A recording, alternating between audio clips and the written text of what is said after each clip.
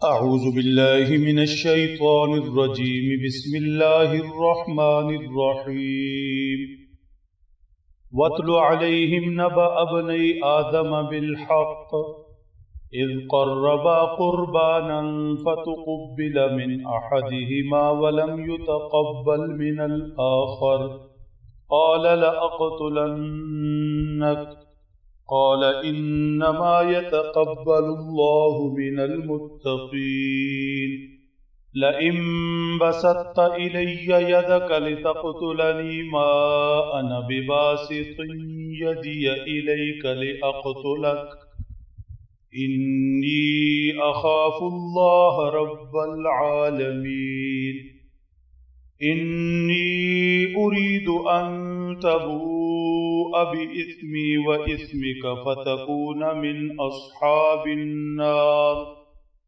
وذلك جزاء الظالمين فطوعت له نفسه قتل أخيه فقتله فأصبح من الخاسرين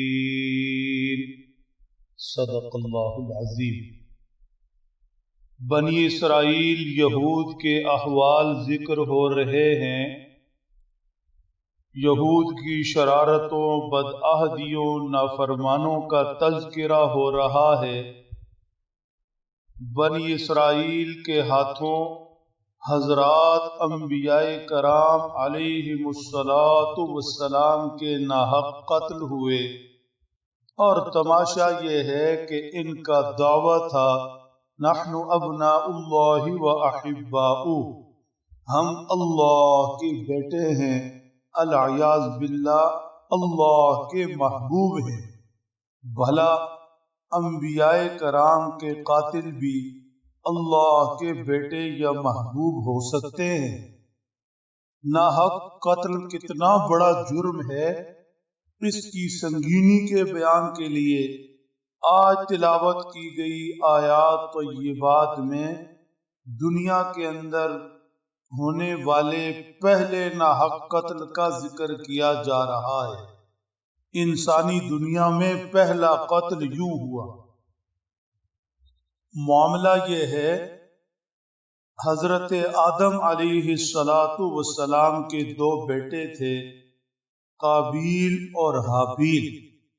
اس وقت کی شریعت میں مسئلہ یہ تھا کہ ایک حمل والی لڑکی حقیقی بہن سمجھی جاتی تھی، دوسری دفعہ کے حمل والی بہن حقیقی نہیں۔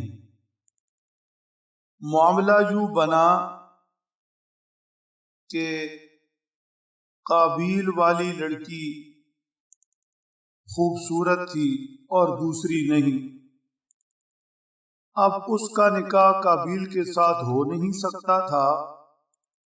قابیل کی ضد تھی کہ وہ حابیل والی لڑکی سے نکاح کرے، حالانکہ وہ اس کے ساتھ پیدا ہوئی، اس کے ساتھ اس کا نکاح اس وقت کی شریعت میں صحیح نہیں تھا۔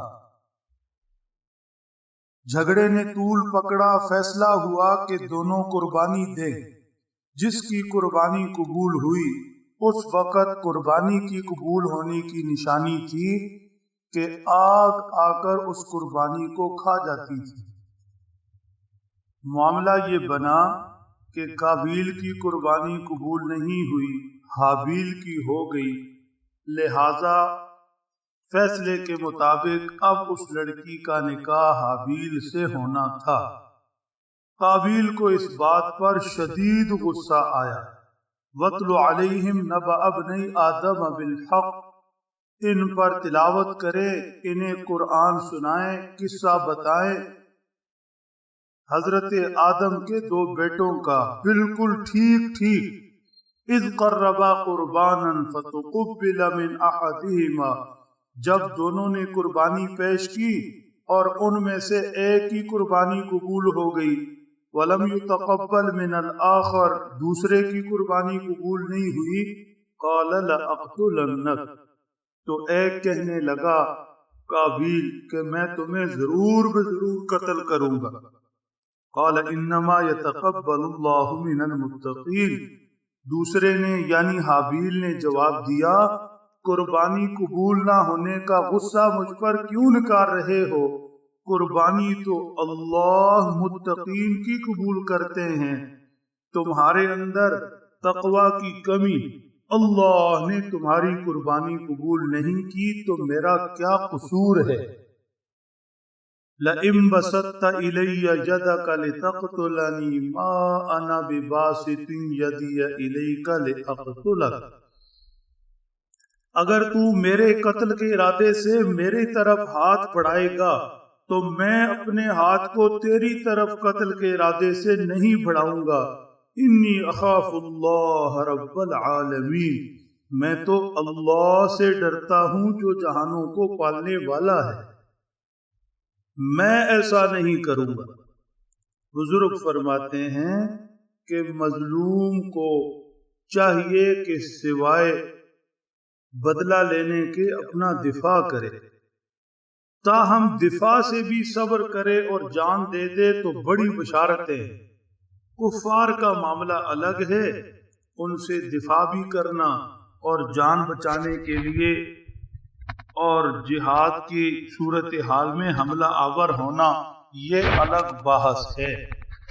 سیدنا حضرت عثمان رضی اللہ تعالی عنہ کا کے گرد جب گھیرا تنگ کر دیا گیا، باغی حملہ آور ہوئے تو انہوں نے صحابہ کرام کی پیشکش کے باوجود نہ مقابلہ کیا، نہ مقابلے کی اجازت دے دی، ظلماً شہید ہو گئے۔ حضرت عثمان رضی اللہ تعالیٰ عنہ مظلوم مدینہ کہلائے۔ مزید فرمایا انی اريد ان تبوء باسمی واسمک فتکون من اصحاب النار وذلك جزاء الظالمین۔ حابیل نے کہا میرے بھائی اگر تم مجھے قتل کرو گے تو اس صورتحال میں اس قتل کا گناہ بھی تمہارے سر، مجھ پر ظلم ہوگا، اور میری زندگی میں کوئی کوتاہیاں ہیں تو وہ بھی تم پر ڈالی جائیں گی، جہنم کے اندر جا پڑو گے۔ اللہ ظالموں کو ایسا ہی بدلہ دیتے ہیں، لہذا بچ جاؤ، باز آ جاؤ۔ قابیل نے جب یہ باتیں سنی تو ابتدا میں اسے خیال ہوا کہ میں اپنی اس حرکت سے باز آ جاؤں، بھائی کے خون سے ہاتھ نہ رنگوں، پھر نفس نے اسے بہکایا، آمادہ کیا، فطوعت له نفسه قتل اخی، راضی کر لیا اسے اس کے نفس نے اپنے بھائی کے قتل پر، فقتلہ، لہذا اس نے اپنے بھائی کو قتل کر دیا۔ یہ انسانی دنیا میں ہونے والا پہلا قتل تھا۔ ہر گناہگار اس کے ساتھ ایسے ہی ہوتا ہے، ابتدا میں خیال آتا ہے کہ یہ گناہ ہے نہ کیا جائے، پھر نفس مجبور کر دیتا ہے، لہذا ابتدا میں ہی جب خیال آ جائے یہ اللہ کی طرف سے ہے کہ یہ گناہ ہے نہیں کرنا تو رک جائے۔ فَأَصْبَحَ مِنَ الْخَاسِرِينَ، قابیل نے انسانی دنیا کا پہلا قتل کیا، اپنے بھائی کو ختم کیا۔ فرمایا اس کے بعد یہ سرخرو نہیں ہوا، نقصان اٹھانے والا ہو گیا۔ کیسا نقصان؟